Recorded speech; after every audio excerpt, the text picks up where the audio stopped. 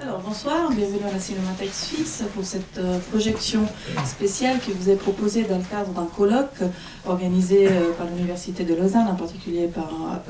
la section d'histoire et esthétique du cinéma. Et en fait, le colloque est consacré à une première ébauche d'histoire des cinémathèques en partant de la fondation des premiers cinéclubs après la Deuxième Guerre. Pourquoi ce colloque? En fait, vous le savez, la Cinémathèque suisse, depuis longtemps, collabore étroitement avec l'Université de Lausanne, mais il est vrai que c'est seulement ces dernières années qu'on a mis sur pied un partenariat avec deal, contrat et tutti quanti, un partenariat qui va se développer ces prochaines années d'études et analyses des archives de la Cinémathèque suisse. Actuellement,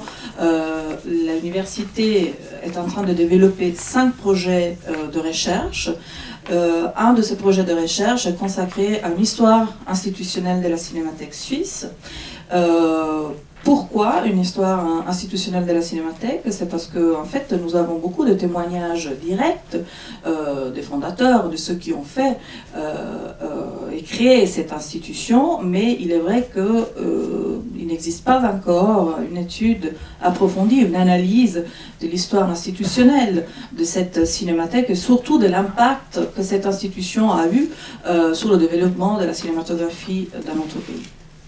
Ce projet de recherche est dirigé par le professeur François Albera, qui est ici avec nous. François Albera, qui, notamment avec Freddy Buache, avait commencé, je crois, dans les années 90, la collaboration entre les deux institutions. C'est un pas important pour nous. Pourquoi? Parce que vous le savez, la Cinémathèque est en train de vivre un moment de profonde transformation, je dirais plutôt évolution. Nous sommes en train de construire les nouvelles archives de la Cinémathèque à Ponta, donc pas très loin d'ici, mais quand même dans la campagne, pas en ville. Et donc, toute cette démarche est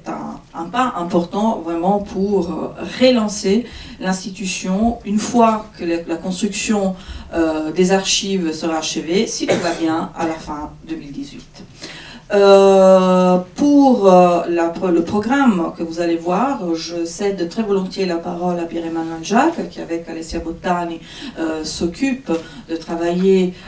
sur l'immense matériaux qui sont dans nos caveaux sur l'histoire de cette institution. C'est pas une mince affaire, je peux vous l'assurer. Donc on est, je crois, qu'au début. Donc, on aura les premiers résultats dans quelques temps, dans 2 ans. Demain au colloque, demain après-midi, si jamais ils vont commencer à nous raconter l'histoire de l'institution. Donc si vous êtes intéressés, je vous invite à nous rejoindre pour ce colloque. Merci encore à cette équipe. On se réjouit beaucoup de prochaines steps et je te laisse la parole. Bonne soirée. Bonsoir, c'est donc une programmation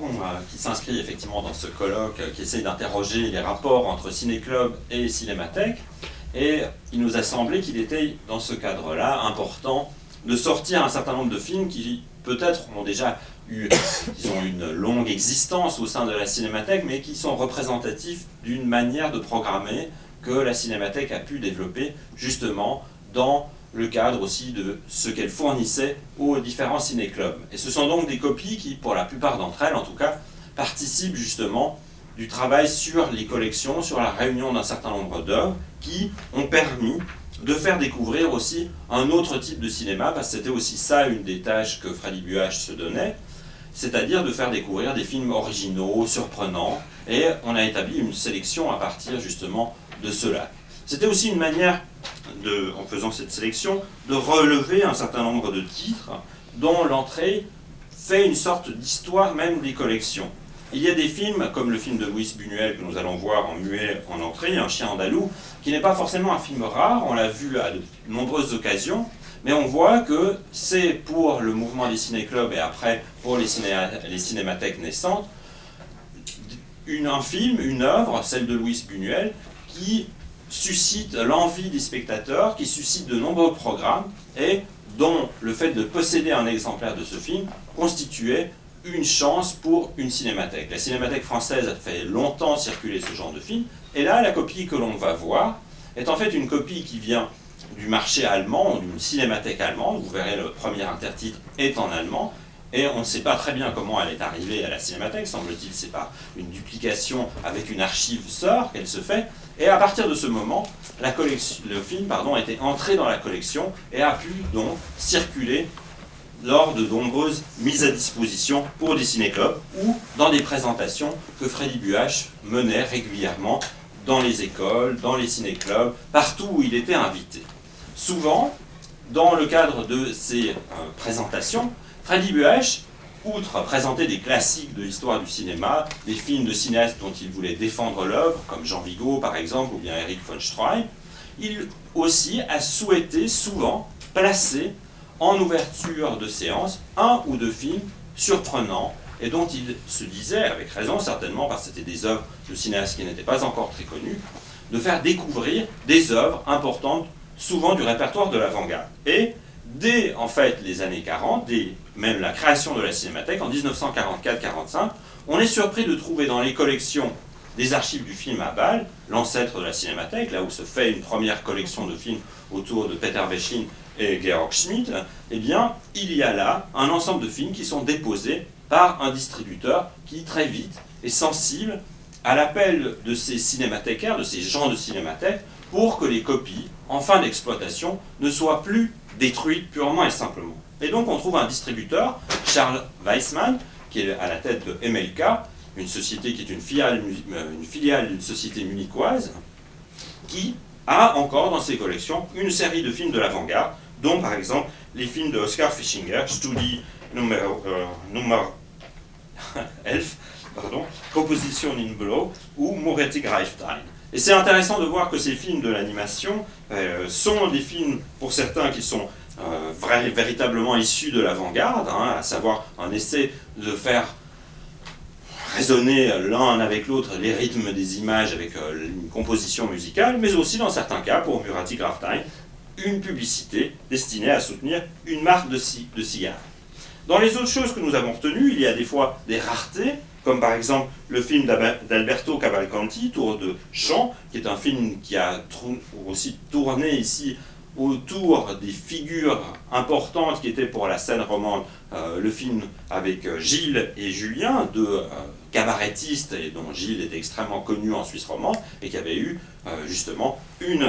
reconnaissance internationale, et dont la figure était connue par tout le monde. Je ne vais pas énumérer tous les films, mais c'est pour vous donner un peu l'idée justement de comment est-ce qu'on a souhaité surprendre un public, l'initier à d'autres types de cinéma que nous avons réuni ce type de programme. Et on peut dire juste que certains films, vous voyez, il a fallu attendre un peu plus de temps pour qu'ils entrent dans un répertoire comme cela que maintenant nous avons à la disposition. C'est le film de Béla Bartosz, L'Idée, qui est un film d'animation aussi avec des papiers et des cartons découpés, et qui est un film qui est entré dans les collections de la Cinémathèque un peu plus tard, mais grâce en fait au dépôt de la Centrale d'éducation ouvrière, un organisme qui a diffusé pendant très longtemps des films